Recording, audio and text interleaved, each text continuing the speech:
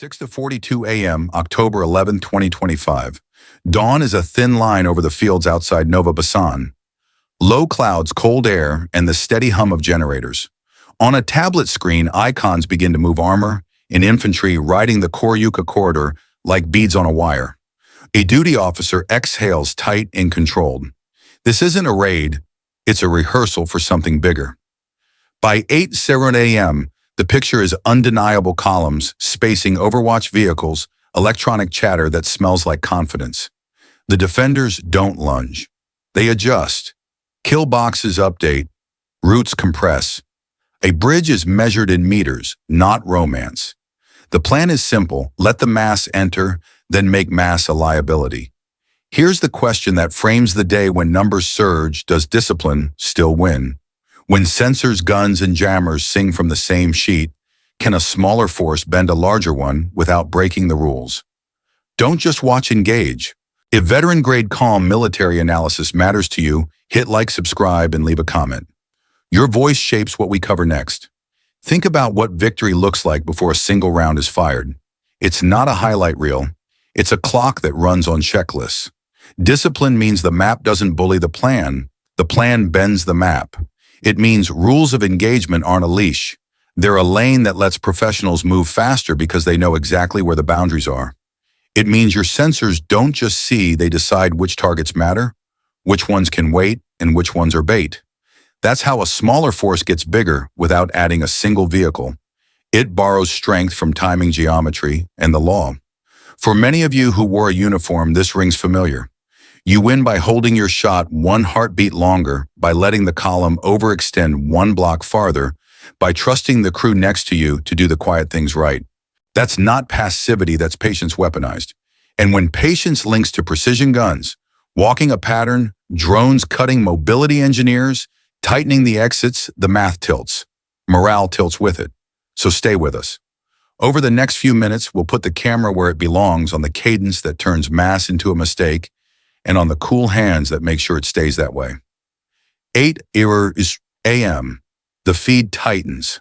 Columns of armor and mechanized infantry ride the Koryuka corridor toward Nova Basan with practiced spacing.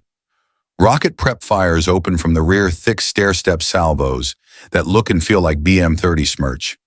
Ukrainian batteries answer by doctrine, not ego. PZH-2000 tubes shift to pre-registered grids, while FPV teams slide into treetop lanes. Combat engineers confirm charges at the choke bridge, measured, timed, and quiet. 10:15 a.m.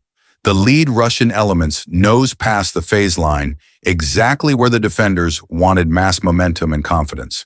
Acoustic and seismic sensors start talking. The corridor narrows, side routes pinch. A BMS icon changes color, killzone armed. 10:22 a.m. The trap snaps. Sensor-fused mines and command-detonated charges fracture the front section, forcing abrupt halts and awkward pivots.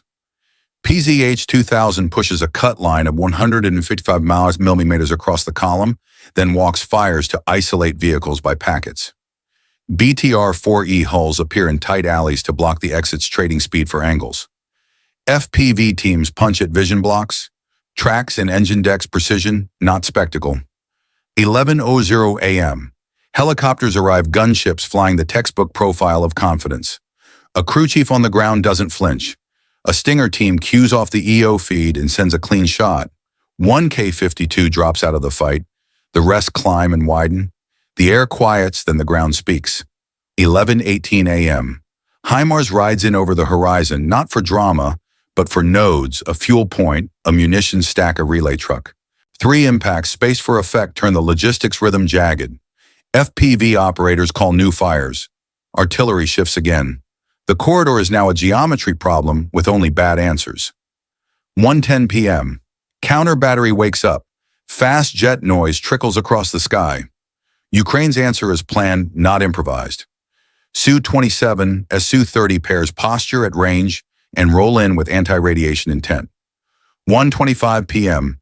KH-31P, arcing toward emitters, forces a blackout across parts of the radar net. Nebo MS-400 sectors blink, then go quiet. For roughly 4 minutes, the battle space is a little less hostile to small, slow things. FPV teams surge deeper to finish guns, trucks, and command vans that thought they were just outside the storm. 3:15 p.m. Engineers make good on the math. Charges lift the choke bridge into the air in a scatter of rebar and spray. The route behind the assault becomes a gap, not a lifeline. Recovery vehicles reconsider their courage. 3:54 p.m. Streets on the urban rim close like valves. BTR-4E anchors the lanes. FPV pairs loiter at corners. Artillery holds a final protective line, but stays cold unless needed. By 4:00 p.m., small arms noise is intermittent, command nets are calm, and the pocket is defined. No chase, no victory laps. Just a clean perimeter and a logbook that says the plan worked. In modern war, the first casualty isn't truth, it's context. That's why the side that owns the record usually wins the argument that matters, the one held later in ministries, boardrooms, and allied parliaments. The day's kill zone at Nova Basan isn't just steel and soil. It's a lattice of timestamps, grid refs, and target justifications that will outlast every viral clip. Start with the cadence. Every action in the corridor is paced by rules of engagement, ROE, and international humanitarian law, IHL guidance, that older American viewers will recognize as more than window dressing. Sensor-to-shooter loops are documented ground trip, EOIR confirmation fire. Mission release, battle damage assessment returned. The language of restraint, necessity, proportionality distinction moves from doctrine into the radio logs. That paper trail isn't bureaucratic clutter. It's the legal armor that makes battlefield success convertible into strategic legitimacy. Then come the pictures, deliberate ones. FPV teams record through stabilized lenses, narrating grids and aim points. HIMARS launches are filmed from offset angles that show the empty perimeters of logistics nodes. PZH 2000 missions are captured with audio callouts that note shell counts and shifts. When the dust clears, the editors don't go hunting for fireworks. They build a dossier that answers the three questions every neutral observer asks. Where was it? Why that target? What did you avoid hitting? In the age of 10-second outrage, this is a slow, almost unfashionable craft, and it moves audiences that actually matter. Opposite this sits the spectacle economy combat footage, cropped to exclude approach routes, damage framed without origin, civilian structures shot tight enough to hide the empty warehouse floor. The antidote is sequence and scale. When the defenders release synchronized clips, 8 AM, detection 10:22 AM, initiation 11:18 AM, node strikes 1:25 PM, KH-31P suppression 3:15 PM, bridge demolition, each piece reinforces the others. The narrative becomes a chain, not a spark. Allies rate it differently still. Staff officers on the NATO side parse metadata track files, link 16 correlations, safety templates that kept BTR-4E roadblocks from pinching civilian lanes. Humanitarian organizations study the same reel for corridor integrity and strike timing.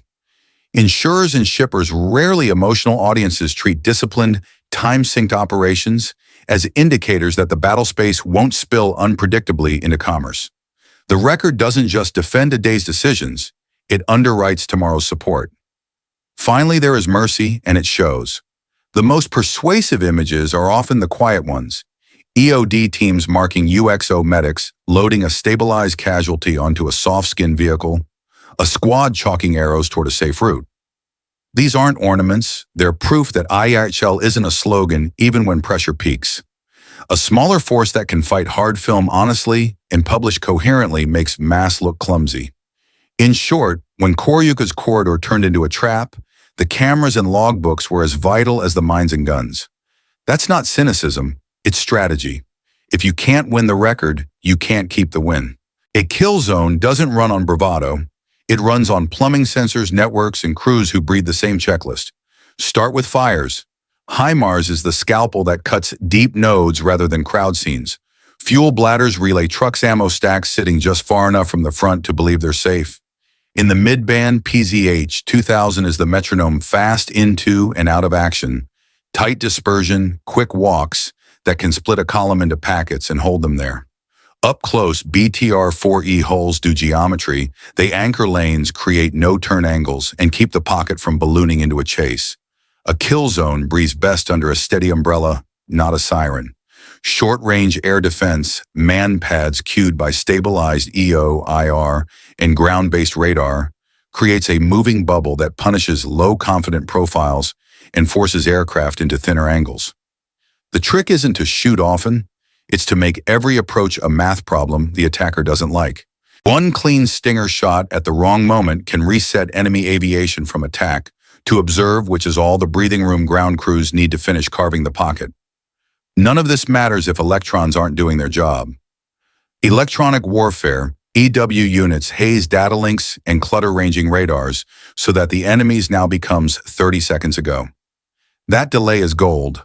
Fires arrive late, formations drift, the column's front stops trusting the column's rear. Meanwhile, friendly BMS battle management system nodes stitch together ground sensors, UAV spot reports, and artillery status into a picture commanders can actually drive. The interface is simple on purpose. Traffic light clarity for go, no-go decisions, with IHL no-strike overlays baked in. So legality is never a bolt-on. Sustainment is the quiet hero. A battery of PZH-2000 is only as relentless as its ammo train in crew rotations. Resupply points sit just outside counter-battery risk, shielded by terrain and CUAS curtains. Vampire or Coyote, where available handheld RF detectors everywhere. Water rags and spare optics matter as much as shells. The crews that keep barrels cool and sights clean keep timelines intact. FPV teams run like relay squads, fresh pilots and fatigued pilots out, so that accuracy doesn't wobble when adrenaline fades. Engineers keep the geometry honest. They don't just wire a bridge, they choreograph it. Charges are placed for upward lift rather than lateral scatter with timing sequenced to the traffic picture military and civilians, out then steel in the air. In the streets, combat bulldozers and light backhoes push abandoned wrecks into denial berms, tightening lanes without turning them into traps for non-combatants. Every move is annotated on the map so medics and EOD can follow without guesswork. Deception has a place too. Decoy emitters pull hostile counter-battery off the real guns. Bogus heat signatures lure enemy drones into CUAS baskets. Smoke and obscurants are used with restraint enough to blur hostile optics, not enough to blind friendly FPV pilots or block evacuation routes. The principle is simple: deny the enemy certainty while preserving your own. Command cadence is the last mile. The TAO S3 equivalent keeps the clock calling beats rather than barks. Hold 30. Walk fires 2 grids. FPV Flight 3 confirm mass kill. Engineers stand by. That tone travels. It keeps shooters from outrunning sensors and keeps sensors from inventing targets to stay busy. When a team hears calm voices at 10:22 a.m., they believe they'll still be calm at 3:50 p.m., and they act accordingly. Most important, the kill zone ends on your terms. That means rehearsed egress, pre-planned ceasefire triggers, and a handoff script for stabilization tasks, EOD marking UXO route clearance for humanitarian traffic, and a roll-up of every grid struck with photos and timestamps. You're not chasing headlines. You're closing a ledger. The point isn't to destroy everything in the box. It's to break the schedule that made the box possible, document how you did it, and leave behind a battle space that tomorrow's trains and ambulances can recognize. Air defense is layered for moments like 11:00 a.m. Manpads most often Stinger lives on good cues. A disciplined team doesn't fire because a rotor flashed. It fires because a stabilized EO/IR feed told them aspect, distance, and egress. That's why one confident KA-52 became one less K-52. The rest widened their orbit and the ground regained its rhythm. Then there's the treetop world. FPV teams are the artisans of precision damage. They don't chase hero shots. They pick low-drama targets that kill momentum vision blocks, track guides, idlers, engine decks. A tank that can't move is a billboard for artillery. A command van with a hole in its mast is just a van. Multiply those quiet wins by a dozen, and the corridor stops being a route and starts being a trap. None of this works without electrons. Electronic warfare EW units earn seconds, the most valuable currency in a cross-domain fight. They haze data links, clutter ranging, and force emitters to blink. Those blinks are invitations at 1:25 p.m. K-31P, Road 1 into an emitter opening a 4-minute window, where small, slow things could go places they usually can't. Behind the curtain, a basic sensor-to-shooter loop keeps the tempo humane and legal ground trip. EO, IR confirm. Fire release within ROE, IHL limits. Battle damage assessment logged. Finally, the people. A watch officer who says hold your shot at 10:22 a.m. so a PZH 2000 pattern can settle. An engineer who arms a bridge charge only after the last civilian car clears. An FPV operator who waves off a target because a roofline shifts the risk. These are not dramatic moments, but they are decisive ones. The kit is impressive. The edge is discipline. The audience around Nova Basan isn't just military. It's a chorus of neighbors, alliance staffs, aid groups, and markets that price risk in real time. Each reads the corridor fight differently and draws conclusions that shape tomorrow's choices. Regional governments look first for spillover. Did the battle stay inside a defined box? Were humanitarian corridors preserved? The answer here: documented routes, timed bridge charges, IHL overlays on every fire mission, signals that escalation was contained. That reduces diplomatic drag. Officials can condemn the war in public while privately acknowledging that disciplined operations are easier to live next to than noisy ones. Alliance planners focus on predictability and interoperability. The synced timeline 8:00 a.m. detection through 4:00 p.m. pocket tells a staffer in Brussels or Ramstein that sensor feeds Link 16 style deconfliction and target vetting are at a standard they can underwrite.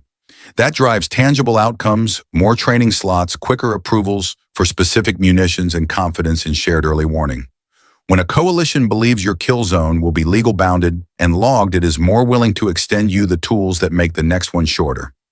Humanitarian organizations and insurers read the same data through a different lens.